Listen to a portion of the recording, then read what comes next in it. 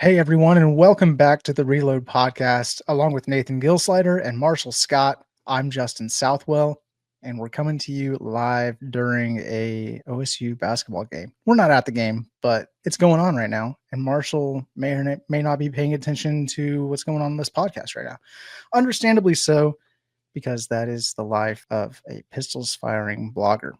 General thoughts, though, on the upcoming game against Cincinnati. We've got homecoming coming up. General thoughts on what's upcoming, Nate? Before the season, I really didn't have too high hopes for Cincinnati. You just kind of look at them. You didn't really know kind of what they were. Coach is a little bit on the hot seat, but, their quarterback has played just about as well as any quarterback in this league this season. He's really, really, really good. Coach has done a fantastic job. They got the Godfather back at defensive tackle who sat out last year, I think with blood clots or something similar. And, he's just a menace there in the middle. So they're playing good ball. You just got ranked in the top 25. And so, yeah, it's definitely not looking great the way that we're playing. But, as we'll talk about here in a little bit, there's some changes, more changes, like if we don't have enough, coming to Oklahoma State this weekend. And we'll see kind of what we do with that and how maybe we adapt to the personnel that we have more so right now than trying to maybe squeeze them into doing things that we hoped we'd be able to do. So, we'll see. It's a night game, homecoming. If you're able to keep it close early, that's one of those things that you can maybe play a little bit above your weight and keep this thing going, and we'll see what happens. It seemed like that was maybe going to happen against Houston, which I think Cincinnati is a better team than Houston at this point in the season. But whenever we started off that Houston game, we got a little glimmer of hope. We were able to score on the opening drive. And then it seemed like it was kind of close through the first quarter. How much can we sustain this? And then it just kind of got away from us. Obviously rehashed all of that on our shirtless pod a couple of days ago. So if you haven't listened to that, go back and check it out. Another thing that I had heard about Cincinnati is that their receivers are playing very well. Hardly any drops among that core group. If you watch that early, I think it was second week, maybe, I think it was Cincinnati versus Nebraska. They were not overmatched by any means. Obviously, Nebraska is a little bit more talented, but, that came down to the very end there. And I think Cincinnati threw a pick like with a minute left in the game or something like that. So they've really been playing well all season. Nebraska's a solid team. So it just kind of, to your point, Justin, there's some guys that have stepped up and made plays, especially on the offensive side. And they're just a well-rounded team. There's nothing that sticks out outside of, to me, whenever I have watched them. Obviously the quarterback's very good, but there's nothing that you're like, oh my gosh, that dude. The coach just has them playing well as a unit. And yeah, it's a tall task, no doubt about it. It's just something I've been super impressed with. We mentioned Sorsby, the fact that he's got 1,400 passing yards already this season, just about 1,500, 14 touchdowns, 1 interception. So super efficient there. And then he's ran for 327 yards and 5 more touchdowns. His season high for rushing is 447. So he's already getting close to that, and the season's about halfway over. So he's played really well. You mentioned Scott Satterfield sort of being on the hot seat. It sort of felt like a weird hire when they got him out of Louisville. He just went 25 and 24 at Louisville, which was like, whoa, you're hiring this guy. But at App State, he was at App State for 5 years, went 47 and 16. So I know that's a lower level, but he's playing against guys that are also a lower level. So the hire is looking like it's paying off now. And honestly, Cincinnati is looking more and more like, hey, this is a pretty good spot. Luke Fickell had success there. He's not really having success at Wisconsin. Scott Satterfield goes in there and wasn't having success at Louisville, turns that around. The state of Ohio is a big football state. This could be a sign of things to come for Cincinnati that, I don't think anybody really expected all that much whenever they joined the Big 12, but they've been pretty positive this year. Yeah, that's a great point, Marshall. They have a little bit of a smaller stadium. They have some things. It's a really nice stadium, actually. Someplace I actually wouldn't mind going and watching a game. Looks pretty cool. They came into the Big 12, shortly after, Luke Fickell had them going to the playoff and had, Sauce Gardner and a couple NFL guys. And, this last couple of years have not been great. But to your point, you really see a guy that has a proven track record of how he wins and how he wants to do things. And it appears to really be paying off. So kudos to them. And that's good for the Big 12. I think that's something that I hate, when people are chanting SEC and whatnot, but I think as a conference and where we need to be and where we want to be, we need to get, and this includes Oklahoma State, obviously, we need to get a lot better. We need to get better depth. We need to get, our top end for each year. Those guys need to be pushing for 2 playoff spots a year. And Right now it's not great, but to have another team in the top 25, things like that, it's good for the Big 12, and hopefully Oklahoma State can do some things differently this week and see what happens. That's true. And on Cincinnati's side, the perception is the Big 12 is down this year. I would agree with that. But you also have to give room for teams like Cincinnati, who historically maybe aren't the powerhouses or anything, but when they have good years and they have a chance to knock off some teams and they have a chance to go knock somebody off in the playoff or something like that, that bodes well for the Big 12. So pretty cool. Well, something else that is going to be different about this game. Meacham hinted at the move on Monday with Dave Hunziker on the Cowboy radio show that he is delegating some of the coaching responsibilities, play calling responsibilities to somebody else. He didn't mention on the show, but we had learned later from O State Illustrated that Kevin Johns, the quarterback coach, will be calling plays for Oklahoma State on Saturday. And Marshall, you kind of had a quick write-up about that, it looks like, on the site, and you're able to kind of talk about some of his previous stops. He's got some coordinating, play calling experience. Yes, I think everybody will remember that he took over in like a co-OC role, I think, last year for OU, and that didn't go well. But OU's season just in general last year wasn't going well. But, throughout his career, he's been an offensive coordinator for, a hefty amount of teams, and most of them have had success. In 2020, his Memphis offense finished 22nd nationally in total offense. He was at Tech. His 2018 Texas Tech offense ranked 4th nationally in passing and 12th in total offense. Western Michigan offense got in the top 25. So he's got a track record of success. The Oklahoma State offense sort of is where it is now. Like, is this going to change things drastically? I wouldn't really expect that. But I do think it was a good move for Meacham to just sort of get somebody who's, we talked last pod about, we didn't necessarily love the game plan, don't necessarily love that it still seems sort of predicated on gadget plays and trick plays and stuff like that. But so hopefully with this move, Meacham's got more chance to sort of CEO role, and hopefully Johns can just really sink his teeth into the offense and get it as much out of it as he can. I don't think there's a whole lot there, but maybe take some steps forward. Well, to your point, Marshall, one of the biggest things that was driving everybody crazy last week was a lot of those pre-snap penalties, plays getting in late, delay of game, subbing late, doing some of those things. And a lot of that, when you've got a guy like Coach Meacham that's thrust into this new role and trying to do things that he's never done before, it looked like a little bit that they were out of sync. And so hopefully this allows him to have a better look at, stacking plays, trying to get plays set up, for drives down the road. And, I would fully expect this week to see it a heavy run. I think we're going to get back to that. I think when you look at, we've talked about in the past, playing complementary football and what are the things that we've actually seen us do well this year and what would work best with a defense that's struggling, trying to find its way. You got to limit the possessions. You got to hold on to the football a little bit. Let's see some two back. Let's see some Trent Howland and some Fields back there, maybe even some diamond formation. Your quarterback right now is, you're asking so much of him. So how about let's do some quarterback run with some lead, or maybe even by doing that, what you're going to do is you're going to pull the safety down in the box, and then you're going to allow him to have maybe two reads. You're going to go inside, outside, or high, low, or however you have him do it. You're basically going to have a half field read. That's so much easier for a guy that's coming into the situation that he's at, and to be able to use his athletic abilities, like bang, bang, not there, take off, bang, throw it. You know what I mean? So being able to get him into a little bit more of a rhythm and lean on the one thing that this offensive line has progressively gotten better at is run blocking. Trent Howland has shown signs against teams like Oregon and a few other games where he actually has gotten carries.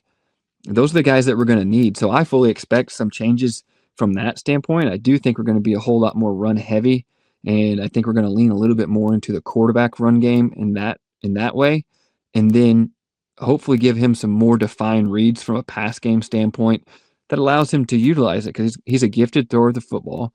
He knows how to layer it. He knows how to do some things, but you're just asking so much of him right now.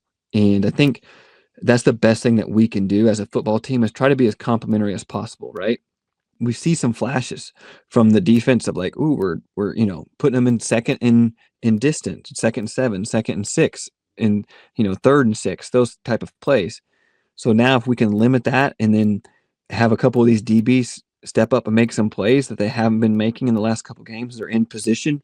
Let's do it. Get off the field and let's go, get 4 or 5 yards of carry and then maybe hit a play action pass here or there. And to your point, Marshall, not try to take a gadget play to the house and then not have anything left after the second drive of the game. So I do think that there could be some pretty significant changes, even though it's just a coordinator or things like that. I think at this point you are who you are, and we need to lean into that. And, I don't think anybody expects Haas to play this week, so you can only play the cards that you're dealt, and this is what we have. So give yourself the best opportunity to win. Not saying you will win, not saying everything's going to go perfectly, but you at least have to be out there and say, like, hey, this is the best chance we had, and we had a good game plan together. I just didn't feel like in the weeks past we can say that. I didn't, especially last week. I did not feel like we put them in a very good position.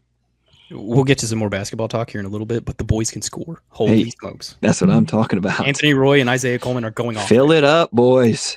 Very nice. Well, Nate, this is kind of interesting because when we started the season, I wouldn't say that people were overly excited about Meacham coming in to be the offensive coordinator, but there was some excitement that there was going to be some kind of change, or expected some kind of change, moving on from Dunn to Meacham. When it started off, it kind of seemed like Gundy's got his thumb on this thing. We're not really opening it up like we thought we were going to. Gundy is out of the picture, and then it becomes Meacham's like it's all him. And then it became a deal of kind of an unsustainable trick play. And then to your point about having late play calls in, delayed games, things like that. Now we're going to see Kevin Johns taking over. I wonder how much can actually change from one week to the next. But at the same time, it's almost like we haven't seen that much, I guess, different as far as a scheme, philosophy on offense or anything like that. So maybe this is whenever it starts to get put together. I don't know. Like, do you expect there to be that big of a change with it really just being maybe a switch in philosophy from expecting your quarterback to do so much and the receivers versus like, let's start running the ball a little bit more? Yeah. From just what you said, I actually do expect quite a bit of change. I think we're going to try to lean on the run game as best that we can, and try to be multiple with it and not get away from it. And, the best thing in my, early on in that game, 2 of his best throws came off the boot and came off a play action. Right. And so in order for those things to be effective, you have to really lean into the run game and have them, starting to really try to close down on it and get the safeties in and do those type of things. And so from a schematic standpoint, you're going to have to do that to get any kind of efficiency out of the quarterback and allow him to use his athleticism. So while it is just, a quarterback coach coming and calling the plays, we'll have a better feel for maybe even like being able to stack and layer plays in and maybe to lean into it a little bit better than we did, because, Coach Meach, so much has been asked of him that he's never done before in the last couple of weeks. He had some good plays and some things, but it wasn't a 4 quarters of good. It was, bits and pieces, first couple of drives. Yeah.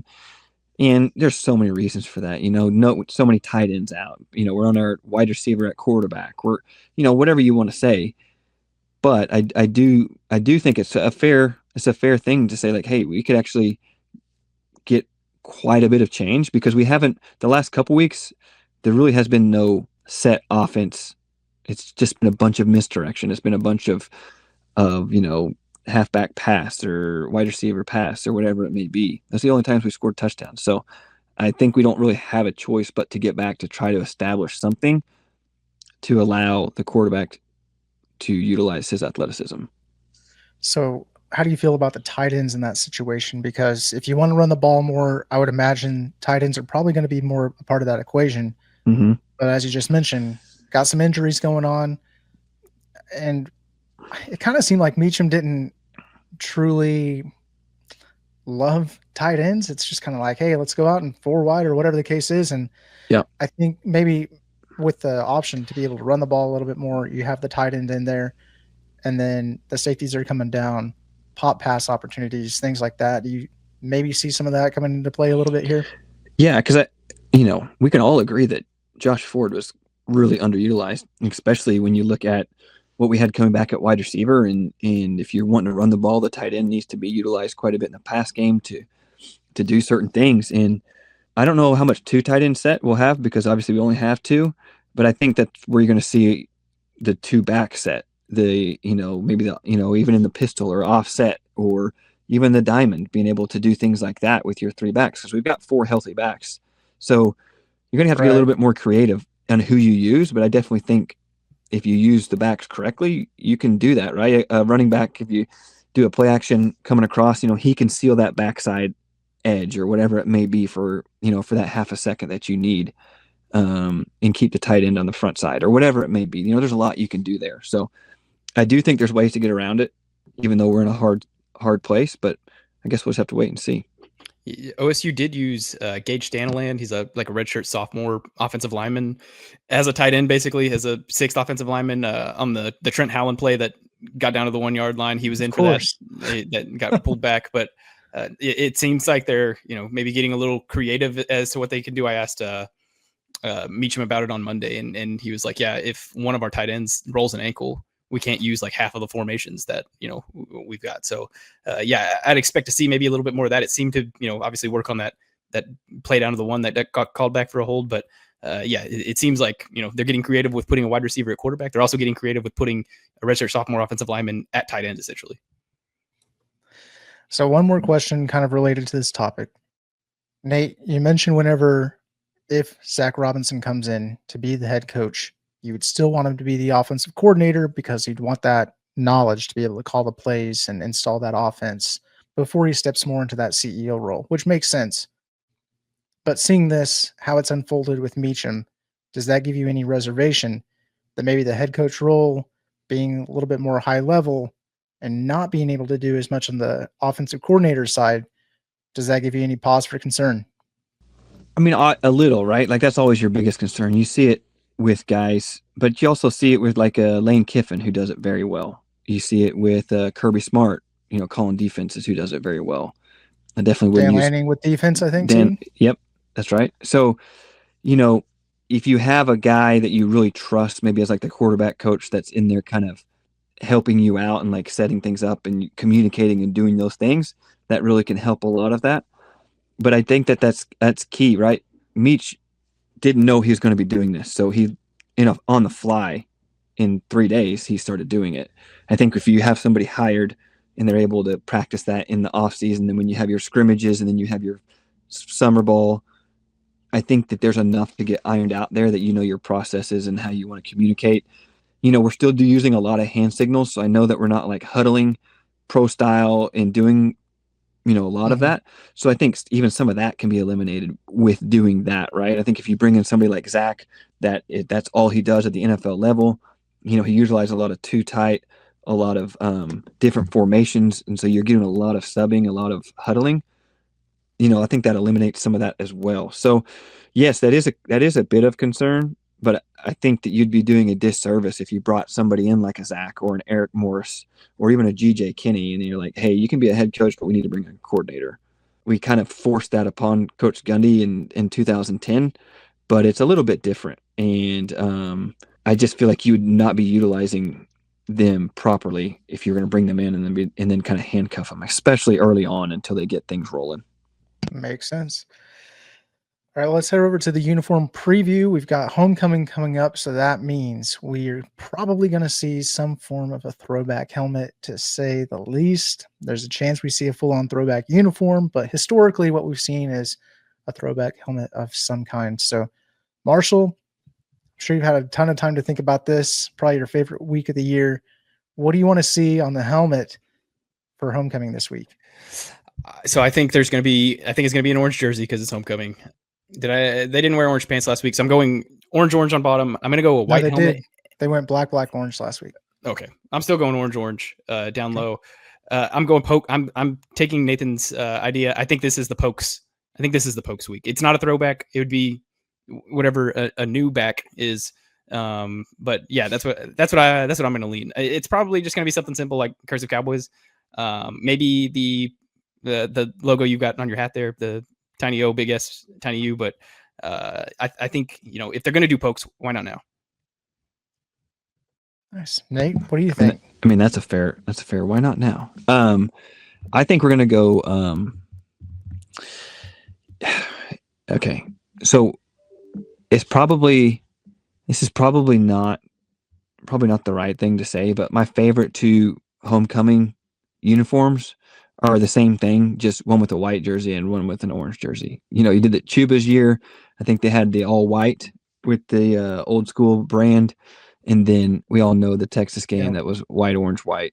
And so those are my two favorite. And so I would be just fine if you brought either of those back. We haven't worn a triple white in a while. I'm going to go triple white with cursive pokes on the helmet. I'm just going to go out there. I'm going to say it. I'm just going to. That's super out there. With black, with orange outline. But, if this is a time to wear all white at home, this might make sense because we've already worn white, orange, white at Arizona. Would it be a third time to see white, orange, white? Or do you switch it up with white, orange, orange, like Marshall's saying? 2 years ago, whenever we played Cincinnati, back in 2023, they had Fuzzy Pete on the helmet. And that was white, orange, black. The first time we've ever worn that one. It feels like it could be a tricolor kind of thing. It could. I could see a tricolor day, but I'm gonna, after changing my uniform pick so much this year, I'm sticking with what I did. There you go. Well, one of my favorite tricolors is something that they wore in 2016, black, orange, white. Of course, the 2016 is the one that sticks out because that was maybe my favorite one. It's hard to say that the full 88 throwbacks aren't my favorite because, let's be honest, that's probably what it was. But man, what a great look for 2016. Anyway, I digress. What about Jumbo Pete? Is Jumbo Pete ever coming back? I mean, that was a Jumbo Pete was on the chrome helmets, and it would be a throwback at this point because we haven't seen them in so long. But do you want to use chrome with our current modern throwback? I don't want to burn anything right now. Let's be honest. I want to hold on to a few things, but it is what it is. Yeah. One thing we haven't seen in a long time, and something we should have seen a lot more, is the bucking bronc rider. And I think at this point we haven't seen it since. Well, I think there was a year in there where we played it with Texas in the orange helmet, 22. But then 2014, it was like we saw it one time and it was done. It was like, when are we going to see this again? So I guess I'll go ahead and throw that out there as my prediction. It's like another bronc rider type of logo. I'll go white, orange, white, and I'll call it a good homecoming because you can't go wrong with that. I just I tweeted out one of the old school looks where they had, I think it was the 1953 to 1955 helmet, which kind of looked like the Michigan winged helmet, except it had the orange stripe down the center with the white stripes on the side on a black shell. So seeing something like that would be pretty awesome, but not really expecting that. And then I think one of the only other throwback helmets that we haven't seen were the Black Saturday. So it's like this logo, but black version on a white helmet. Of course, they wear that white, black, black. So could be anything, but I'm going to go with I'll go with the Bronc Rider. I like it. It's tough because I don't know. I don't know if it's an age thing or what, but like just the old school, like Thurman Thomas, like those are just so tough to beat. And then, we get the just the old school block, the number, everything about those. Plus they were like great games, and especially the Texas game was just such a memorable. Sure. It's like, you stick with that and it's like, oh man, just such a good look. But yeah, to your point, I guess we'll see. A lot of people would be happy if with the redesign of the uniforms, they would have just gone straight back to the 88. Like, just use that. Yep. And there's a lot of other options that you could do with those helmets, right? We've seen the orange helmet with the white logo, seen the black helmet with the white logo, the white helmet with the orange logo, and you can mix it up and get a little bit more modern with it. Same logo and everything, but we haven't seen the black helmet with an orange logo. It could have a white outline, or it could just be plain orange. There's orange with a black logo, the white outline. Tons of different options that you can go with all that. So that would be pretty interesting to see if they ever threw out like a faux back helmet or one that hasn't been used, but it would look sweet. The Reload podcast is brought to you by Brewster Consulting Group. Do any of these sound familiar at your company? Our processes are manual and inefficient with no documentation. Our data reporting takes forever and isn't accurate. We hear all the hype about AI, but have no clue what it actually means for our business. Our projects always run over time and over budget. If so, talk with our friends at Brewster Consulting Group. They help build organizations that run like well-oiled machines with clear processes, reliable data and reporting, and technology that actually works for you. Their team of Six Sigma Black Belts, PMP certified project managers, and seasoned data engineers have delivered solutions that are built to last for local clients like the Tulsa International Airport and Medify. They've also delivered solutions for large international enterprises like DP World. Even better, Brewster was founded and is run by a proud OSU alum and season ticket holder. Learn more about them at www.brewsterconsulting.com or learn more about their methodologies by connecting with them at Brewster Consulting Group on LinkedIn or YouTube. Marshall, we've waited long enough, man. You're watching an exhibition game. You love basketball more than anything. It's time to talk some hoops. We're gearing up for it. And I think one thing we need to start off with is a major commitment announcement. Latrell Allman sounds like he's nuts for Lutz. Bingo. Yeah, this was a massive get for Oklahoma State. He's ranked 27th nationally in the 247 composite ranking. As I got to mute the basketball game now because somebody's yelling at me in my ear. But yeah, this was a guy that Oklahoma State really wanted. He's a power forward type. That's big going into next year because Oklahoma State's going to lose Christian Coleman. They're going to lose Robert Jennings. They're two basically power forwards that they've got right now. So bringing him in will be huge. It looks like he's going to contribute early. In his high school season last year, he shot 44% from three as well while being 6'8". Those numbers dipped a little bit in AAU play. Those games are more limited though. There's 15 of them. So he's a capable 3-point shooter. I don't know that I would fall in love with the 44% number. But yeah, he's a stud. Oklahoma State really, really wanted him. It was an interesting recruitment and that I'm not sure anybody knew where he was going until he announced it, and that never happens anymore. Basically everybody knows where a kid's going before the announcement, but I don't think going into Monday, whenever he made his announcement, that anybody really knew. So perfect fit for OSU. I mean, that's exactly what OSU football does with the uniform reveal. So it makes sense that he's here. Yeah, so massive. I think he was. Adam Finkelstein tweeted that this is the highest rated recruit that Oklahoma State has gotten since Cade Cunningham. So that just sort of shows what kind of deal this is. This is crucial, right, for Steve Lutz and what he's trying to build back at Oklahoma State. And you see the two recruits he's got now. He's got another one. We're hoping to get committed here soon. And finding that happy medium, which he's already seems like he's done well with, finding a couple guys that have great production to fill in with some younger guys and get that mesh point just right.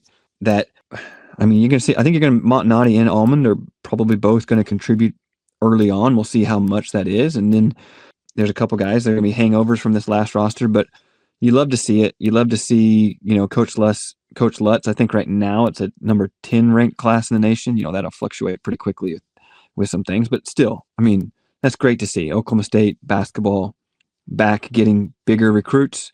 And, so much has been brought up, and we've talked about it in the past of how sad GIA has been. Nothing fills up an arena like winning and exciting basketball. And he knows that, and the style of play that he wanted to play last year, really didn't fit some of his personnel. So, I'm expecting quite a bit more. And this is a great continuation of that. We're not going to jump quite over to the questions in the chamber yet, but wanted to give a shout out to Sherlock because he asked how good the basketball team can be. And I know we're talking about recruits for the upcoming class, but how about for this upcoming year? Marshall, you're watching the exhibition game right now, but what are your expectations heading into the 2025 season? Yeah, there are aspects of this that have been ugly. This basketball game. There are also aspects that have looked really, really good. Oklahoma State is up to 77 points right now with about 4 minutes to play. They've got three guys in deep double figures. Isaiah Coleman's got 23, Anthony Roy's got 19, and Jalen Curry, who I'm not even sure many expected to start. I think people thought Kanye Clary was going to start at point guard. He's got 17. So they've got some shooters. The ugliness is that there has been 61 free throws shot in this exhibition game. Just can't have it, officials. I don't care if they're mauling each other. This is an exhibition game. Let's keep this thing moving. Right. Turnovers have been a bit of an issue, but this is a new group playing fast. I think some of that's to be expected a little bit, but So far, so good. Auburn made the Final Four last year, and right now Oklahoma State is up 7 with about 4 minutes to play on Auburn in Alabama. So it's looking like a entirely new basketball team, which in many aspects it is. And it's looking a lot more exciting than it was last season. I'll say that. Yeah, and I believe we had a freshman starting tonight, right? Crotty, I believe. Crotty.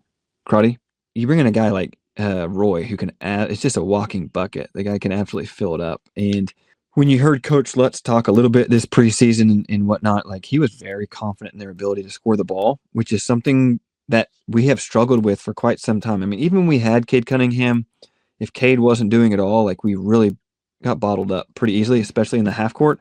And when you have shooters like this that we have, you're going to see quite a bit more scoring. And again, that's something that we have needed, to get people back into GIA. It's just an excitement, get the students bought in. You're going to see, games in the 70s and 80s consistently, things that we haven't seen in a very long time. And so I think from what I've read and a little bit that I know, if this team's defense can continue to evolve, and obviously we know how important that is in the Big 12 conference, I do think that this team has aspirations and realistic aspirations of being a tournament team and really starting to get back to that. So we'll see, how that goes. But I think for the first time in a long time, scoring the basketball won't be our biggest problem. And, you can win a lot of games when you can score. That's something I'm really looking forward to because it's been a long time since I've enjoyed the brand of basketball that we've played at Oklahoma State. Kind of a random question here, but obviously the Big 12 is loaded with basketball teams. So, Marshall, how many games do you think OSU needs to win in the non-conference to realistically have a shot at making the tournament? Yeah, the non-con has given them fits here lately. Even going back to Boynton's last couple of years, they've dropped games to, mid-major teams, some at home that like basically is a killer in terms of your resume, even going forward. So I think it'll be a lot of, hey, don't get clipped. And then they've got some big games. They play A&M, they play OU. So I think there are aspects to that could fit pretty favorably in terms of your resume going deep. But I think what really matters is that they don't stumble, because the Big 12, if you compete in the Big 12, if you hang around the middle of the pack in the Big 12, that's going to be good enough. What you can't do is go, drop a game to, A&M Corpus Christi or Nichols or something like that. Oakland. And then all of a sudden you're really playing from behind because, a quad 3 or 4 loss, looks really ugly on a resume. So, I think they just need to get sort of unscathed in terms of don't get beat by a team you shouldn't get beaten by. But, if you lose to A&M, if you lose to Oklahoma, it's not the end of the world because the Big 12 is going to be so stacked like it always is. So, I think the thing I'm looking for most is that they just don't drop a game that it's going to have everybody pulling their hair out after they lose it. Do you realistically see the possibility of the curtains being raised in GIA this year? With what I'm watching right now, and I don't want to be too hyped over an exhibition game that's still 10 days before even their next exhibition game. Yes, just because they're playing a very fun brand of basketball. They're scoring, and in all my years covering Oklahoma State, and I've been at pretty much every home basketball game since I was a sophomore. Since I was a freshman, I was in the crowd, but covering games since I was like a sophomore in college. I've seen the arena. I've seen people with just that little bit of promise, showing up to the arena. And so if they could get a little bit of promise and they can win that game and they get a little bit of more promise, I think that it's got a chance to fill up. Even look at, the wrestling team was obviously, in a different stratosphere, being that, they're competing for a national championship right now. But, you saw the excitement that the wrestling team just continued to pour on. And then in that last duel, they eclipsed, 10,000 people for a wrestling duel. So, I think the fan base just needs a little bit of hope, and they'll be there. And with what I'm seeing right now, if these refs could just get out of the way, I think that hope will be provided by Steve Lutz and the basketball team this year. Yeah, and they have changed some of the seating. So general admission, right, for that second bowl. Again, winning solves so many things. And if you've got a fun brand of basketball and you're winning games, KU comes to town, those type of games, I think you can realistically expect the environments that are basically lower at this point for many people that are younger than us and weren't there during those times. But it's a special place. And I think if you win and you show up and you play the right brand of basketball, it can definitely happen. Marshall, you mentioned the success of Cowboy wrestling recently. Of course, we're going to enter into year 2 of David Taylor. he had some media availability today. It sounds like for the first time, talking a little bit about the places that have success always have depth, and talking about how Cowboy Wrestling is starting to see some of that depth form. Yeah, absolutely. He expertly, like a veteran, avoided any lineup question imaginable. At one point, he just said, "We will have 10 guys out there on November 7th, which is when their first duel is." So 10 guys are going to be wrestling. But he had to submit a lineup for the national duels. Like the seating selection was a little funky, so they had to submit a lineup for that. I think there were like 16 of a 10 man lineup, 16 names on that he submitted. There's going to be some competition, but it's all pretty high level competition that's happening. It's 184, for example. You got Zach Ryder, who was like a top 5 recruit in the 2024 class, goes to Penn State, then transfers to Oklahoma State, and then Braden Thompson, who was a high level recruit in the class before that. He started as a true freshman and qualified for nationals at 174. Then redshirted this past year. He actually went with David to Worlds last year whenever David competed to sort of work out with him and train alongside him as he was getting ready for the World Championship. So, I think Ryder's probably going to get that spot. But the fact that you've got 2 guys of that caliber competing for it is crazy, especially in, the transfer portal world where everybody can just, move on if they want to. But this is the type of depth that Penn State has. In wrestling depth is it interesting because it's not like, wide receiver depth. It's like, oh, this receiver is out, so now this receiver is going to play. Wrestling depth, it's, it could be that, but it's also these guys are wrestling against each other for practice every day. And, having good practice partners is huge. You think of Troy Spratley and the jump that he made from his first year on campus to last year where he's a national runner-up. Well, he's practicing alongside Roman Bravo Young, who's competing at the World Championships, a former Penn State 2-time national champion. He's competing against Dayton Fix in the room. They just added Richard Figueroa, who's a national champion at 125 pounds 2 years ago. He's going to move up to 133 this year for Oklahoma State. So that's the kind of depth that wrestling rooms need for those guys to continue to get better, because that's who they're working with in practicing to get better against all the time. You look at a guy like D. Lockett, right? Like, so highly recruited. First, looks like if he starts and gets the call, like, first match out of the gate is going to be against the number 4 wrestler in the nation, right? You're going to see some of these things, and that's what's exciting, Justin, right? About when you look at Oklahoma State wrestling and where we've been and where we're going. Again, you look at, we were able to bring in a guy like David Taylor, which should give us all excitement for other hires that happen and are going to happen here on campus. But it's here. It's right in front of us. And, season tickets are flying. I think GIA is going to be a great place to be this year. And to your point, you brought up depth, Marshall. Like, there's some of these spots that are not, they're up for grabs, and not just up for grabs. Like, you've got 2 legit options, or you've got guys that are, even coming from freestyle because they're international recruits, and then they're coming in and seeing, can they make the translation?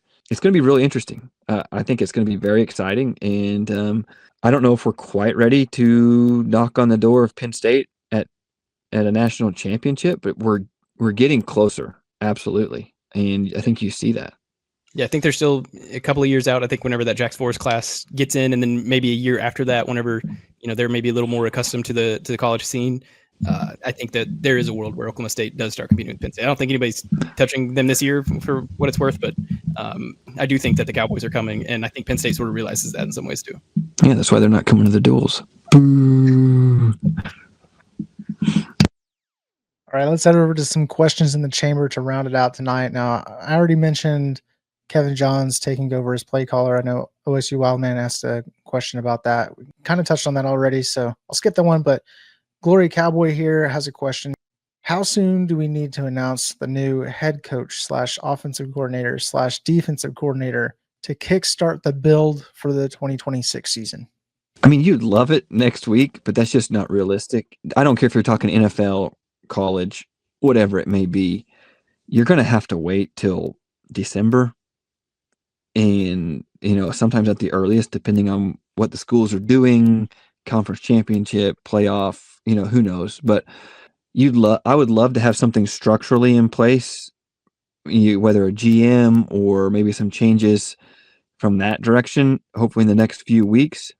You just saw, our highest rated recruit who decommitted today officially, which you kind of knew was coming. But even in that, he said, I'm looking forward to seeing what Oklahoma State's going to do and still open.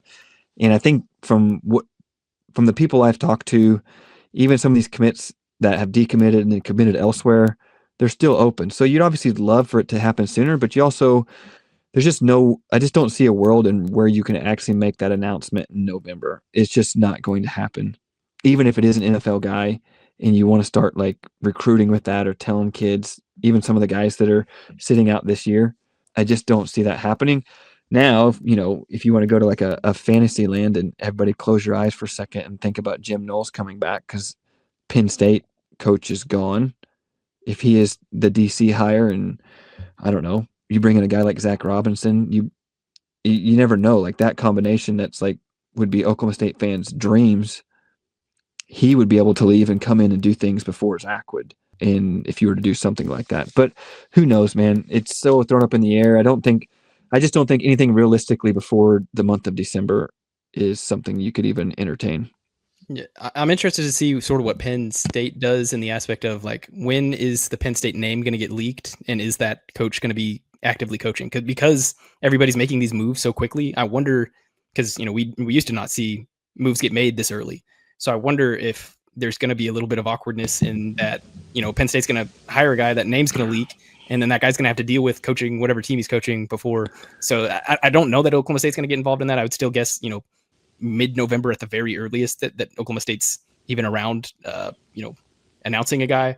But I am sort of interested to see with, people getting fired a little bit earlier, if what that does in terms of hires, because everybody's trying to get in before the portal opens. Well, and there's only one portal window. So even if you were to hire a guy later and you missed that first window, now there's no way to back it up, right? You have to be in place, set, and ready to go and hit it running. So that's a great point, Marshall. Yeah, I heard Coach, and this is just for reference because I know it's not the same thing, but I heard Urban Meyer talking about this yesterday, and he was talking to some boosters at Penn State. All said and done, if they were to let the entire coaching staff go, which, who knows, it's going to be well over $75 million in buyouts. And, there's things in there that if they get a job, you don't have to pay whatever the difference is. Or gosh, game is tied at 82 with under a minute to play. Anthony Roy step back three, just cold-blooded, hits it. I love it. Yeah, 35 seconds left, pokes up three. Had a baby. But so maybe some of these things are going to be factored in, and who knows if Coach Knowles leaves a place like Penn State. I think anybody would love to have him, but we do know that Coach Knowles has made it very clear that he wants to get back to the state of Oklahoma. I think his new wife or girlfriend or whatever it is, I believe, is from the Mustang Yukon area, and that was even why he was entertaining OU last year. So you never know. Let's dream. Let's just close our eyes and dream a little bit, because things are pretty bad. So let's just think about the best case scenarios. We'll see. Yeah, and I also kind of wonder about, what if the new head coach comes in but doesn't come in until a little bit later? Then you have Coach Glass, who's there running things administratively. He's saying, I'm going to retain him for a period of time, whatever the case is. I don't know. And he handles some of the administrative duties. Recruits are learning about who the new coaches are going to be and starting to, I don't know how this is going to work. It's bizarre, but that's a thought. I don't know. Well, from what I understand, and Carson has gone more in depth on this, but from what I've been told, even if something were to have happened last year with, say, a guy like Zach, like there were things in place that he had structurally set that he wanted to do in order to get this thing, when he could still finish out his job and do things. And so you can get this done and still, finish out your NFL or whatever. There's ways to get it done. Right. Recruiting's completely different. You get guys in there with the right number, whatever. You jump on a virtual with them, or you have your assistant coaches or your GM if you have a true GM, which I think we need to go that route. We need to step it up a little bit and run more front office. If you have the right structure in that place with your recruiting staff and a GM, and then basically the head coach can kind of close the deal if you want to talk to him or do whatever it may be. That's a good point. I think fundamentally a GM makes sense. Now, does that mean that the head coach gets to choose the GM, or is that the athletic director and then you guys got to make it work between each other? Yeah, I think it was the athletic director, much like NFL front office. The owner would hire the GM or the president of football operations or whatever it may be, unless you're Jerry Jones and you're an idiot. You try to do it all by yourself, which I don't think Weiberg would do. So, Anthony Roy had another 3, by the way. that a boy, fill it up, big dog. But no, I do think that you do that, and then you get on the same page with the coach and say like, hey, these are the type of players I want. This is where the value I want. This is where I want my money allocated. Like, hey, we're going to have to spend $2 million to get a starting quarterback or whatever it may be, right? Those are the conversations you have with your GM. And then with your recruiting staff, you give them all these. This is kind of what they do right now. But with your recruiting staff, you identify the players, you run them through, and then you bring them to the position coaches or the head coach, and then you go from there. It's a perfect setup because we have a question here from John Laxative. Say you were the GM and you were given $100 million in NIL for the next 5 years to build this program back up. How would you allocate the funds over that time? Would you do 20 per year, hoping to be consistent, or would you spend 30 or 40 in its first year to get things jump started? I don't know what these numbers really mean because nobody really puts out their numbers of what NIL they're spending. But in the world where there's supposed to be rev share and that NIL is supposed to take a bit of a back seat. No, I don't know that anybody really thinks that that's what's going to happen, but it's supposed to be that way. I think spreading it out pretty evenly is probably the best bet. You don't want to short yourself down 1 year. So yeah, I think I'd be looking for a nice smooth evening. Yeah, I'm kind of with Marshall on that. You kind of want to spread it out evenly. You maybe even start out a little bit lower so that if some guys pop, you're able to have a little bit more to pay them up to stay. Or, I know that some people kind of gone the opposite way, like Texas Tech has really spent on the front end to try to get, they're having to pay a surplus to get people out to, and I'm not making fun of what Texas Tech, but that's quite literally what Cody Campbell has said. Like, they're paying a surcharge of an extra 15% on what other people are offering to get them out to Texas Tech. So on the front side right now, they're paying more than they should be. But as you win and you prove that guys can come in and play with a NFL quarterback or this offensive line as a running back or whatever it may be, then you don't have to keep paying that surcharge because they're like, hey, man, I'll take a little bit less because if I can go here and have a huge year, I'm going to go to the league and be a second rounder or whatever it may be. So I don't know. There's two ways to go about it, but I think I'd probably do it more evenly, kind of like Marshall said, and then maybe just leave a little bit early on so that you can pay some of these guys that really contribute and prove to guys that, hey, if you come here and play out, you're going to get paid. Interesting. I think I would do the opposite. I like the jumpstart idea and to do first couple of years, maybe 50 million, 55 million, and really build out your elite quarterback talent. 55. That's what I'm talking about. I'm going all in, baby. Like, because you have a chance, I think, especially if you're throwing contracts into the equation, which seems to be just a matter of time before that happens. You can kind of front load that and have your elite quarterback come in, an elite receiver, an elite running back to be explosive. And then you can spend 5 to 6 million a year on your offensive line. That leads to recruiting momentum where it's like maybe you're tapering off a little bit in the next couple of years to sustain that 100 million through that first 5 years. But of course, more money is going to be coming in through that. So you can kind of ebb and flow with that. I like the idea of going after it very aggressively to get things off and running. That sounds more fun, I will say. Maybe those, last years it hurts a little bit, but why stop at 50? Why not 400 million the first year? I was gonna say, it's kind of like we have a limited budget. It's kind of like when you go all in at the trade deadline for the NFL and you get that one Super Bowl, but then you miss the playoffs. And you're like, hey, we got the Super Bowl though. That's all that matters. And it's a big deal being a Super Bowl. I mean, conference champion, same thing, because you can always say that. It attracts recruits to be able to say, we put this many people in the NFL. We were able to get this many championships.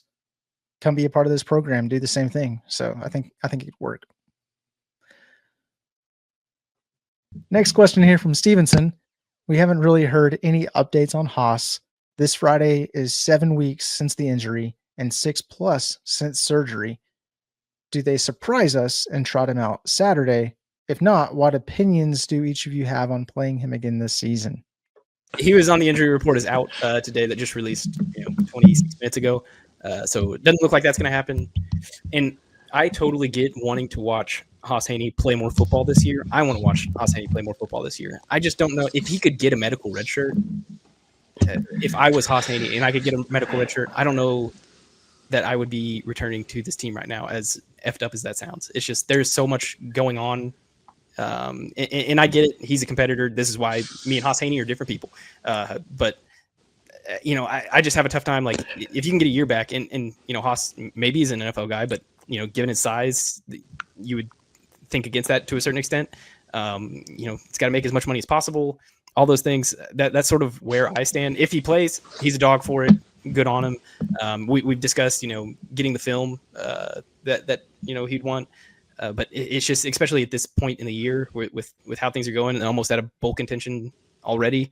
I don't know. That's sort of where I am on it. I think for the reasons that you just stated, Marshall, I feel very, very confident that he is going to play again. The guy has little to no film to put out there. If you're going to maximize that number, even if you want to leave Oklahoma State, I don't know that he could get as much as he's getting at Oklahoma State right now. And so, number one, he's a competitor. He's a dog. I think all the things that we loved about him to begin with, I think he wants to get out there. We know that he's practicing again. He's got to get film. So even if he says in his mind or to his parents, like, hey, I'm out of here next year, and this thing's broken, there's nothing better than if he was to go put out 2 or 3 good games of film and he were to pull off a win or two on a team that looks hapless.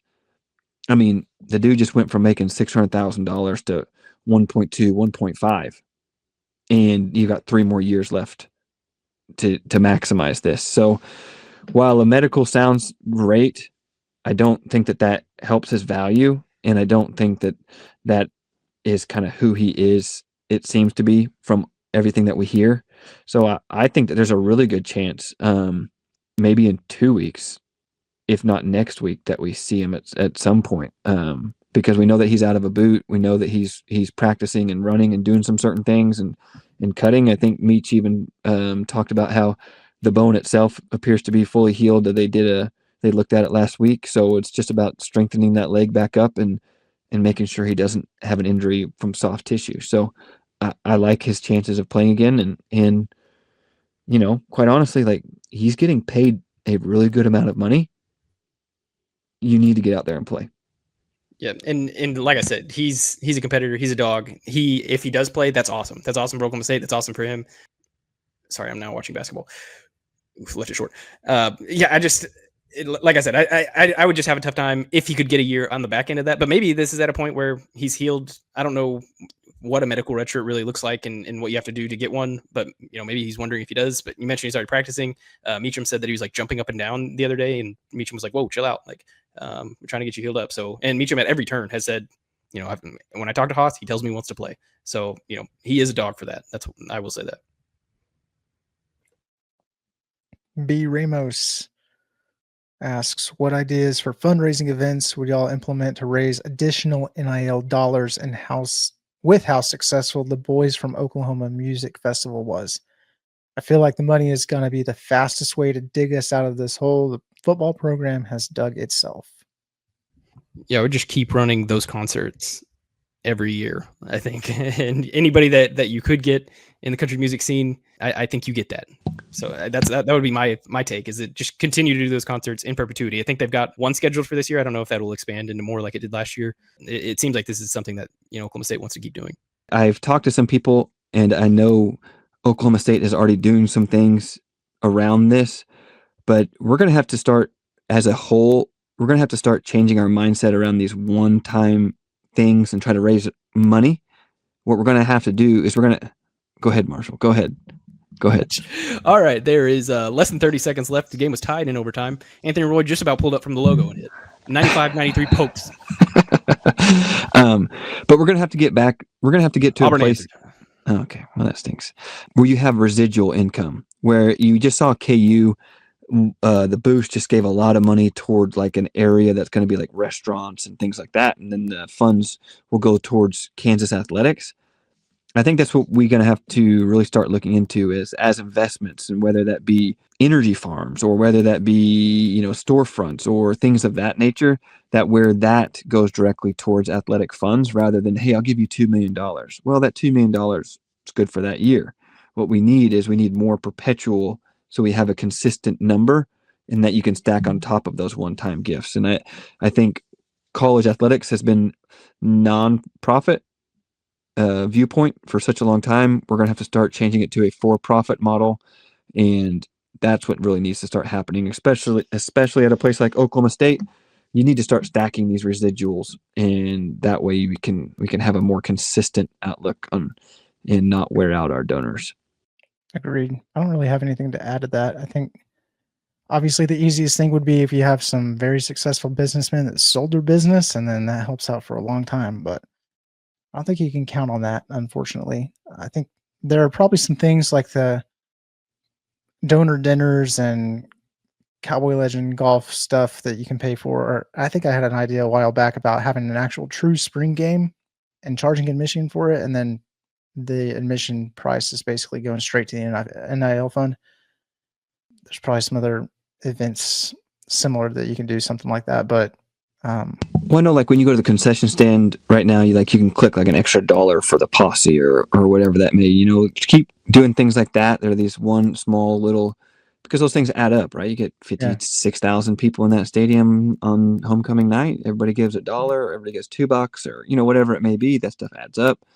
But I just think we have to start looking at it as a profit model, and not just from the stadium itself, but whether it be, you're building something that somebody has to rent out from you, and whether that, and then the rent goes straight towards athletics, or whatever it may be. You build a restaurant on the strip, and then everything, all profit from that food, and you tell everybody that, so then it's always packed out, or, those type of things. We're going to have to start getting more creative, because these donors are getting tapped out, and this is just not sustainable. Agreed. Last one here from OSU, Grad and Dad. What does Oklahoma State athletics look like on 12/31/30? So at the end of the year 2030.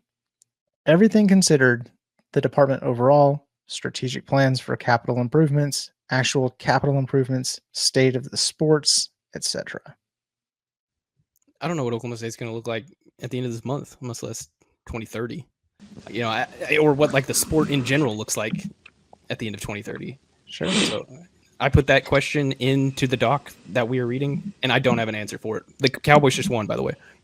Bang, hey, biscuit. I think that should go ahead. I don't care if it's an exhibition. We're going to mark it down. That's a W. I think that's probably something that scares me a lot, because we're at a place at as a university and as an athletic program that I can see it going two ways. In the next 5 to 7 years, there's going to be some more restructuring, and whether that's how Cody Campbell would like it to go, and we have these super leagues and gets more regionalized, and now everybody's going at it, or how the Big Ten, the SEC want it to go, where they want to keeping everybody out, and then hopefully you get asked to be picked up. And if this keeps up the way that we're at right now, we have a better chance of being Washington State and Oregon State than we do getting picked up by the Big Ten or the SEC. So I don't know. And that's the scary part. I think from a structural standpoint, I think you're going to see AD's jobs are going to change quite a bit. I think you're going to start seeing general managers for every sport, or somebody that's going to have, maybe multiple sports, but you're going to have to this is going to have to go to a front office model, and you're going to have to really start changing, like we talked about in this last question. How are we going to get profit consistently? How are we going to recruit? How are we going to identify? How are we going to allocate funds? Like, that's too much for a coach. They're already doing so much.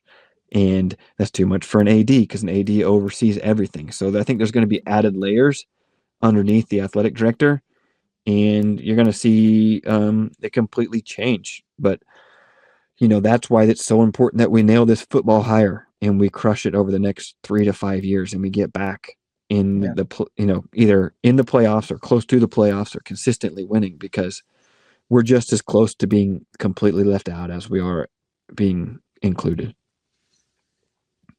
It's interesting to think about because we're looking at a 5-year time difference. And if you look at that from the time frame of 2010 to 2015, you're like, not much has really changed for football, athletics, whatever the case is.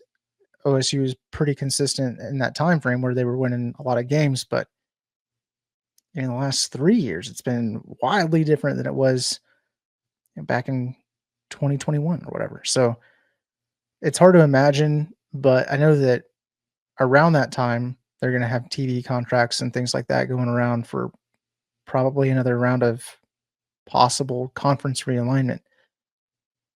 And I need Oklahoma State to bounce back enough to where if they're going to move conferences, they're one of the most attractive teams to be considered.